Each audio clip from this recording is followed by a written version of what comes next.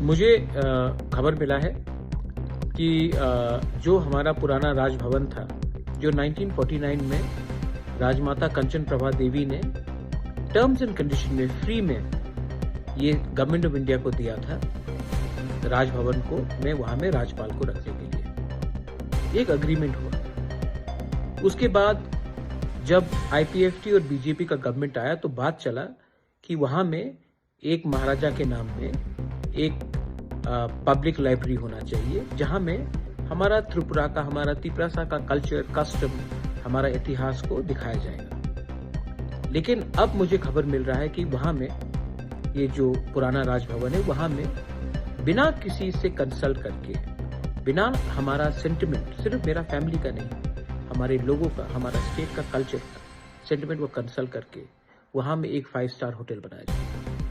सब चीज पैसे के लिए नहीं हो सकता है, सब चीज प्रॉफिट के लिए नहीं हो सकता है। आज अगरतला में हमारे नाम में, तिपरासा महाराजा के नाम में, हमारे त्रिपुरा के कल्चर के बारे में क्या बचा है, और आज जो भी बचा है हमारा इतिहास, उसको भी आप प्रॉफिट मेकिंग के लिए आप बिना हम लोग से बात करके आप यहाँ में 5 स्टार होटल बना रहे।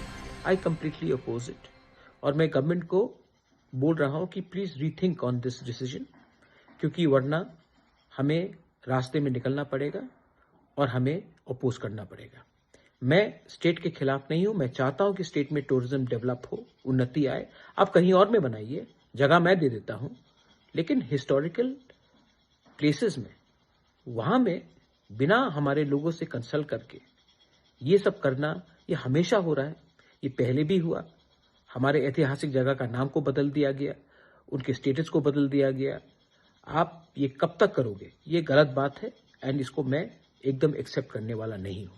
आई अर्ज everyone in Tripura, of all communities, people who have respect and knowledge of history and our culture, to oppose such moves. Not everything is made for money. Not everything is done for profit. There is something called heritage of the place. And I oppose this project by the government of Tripura.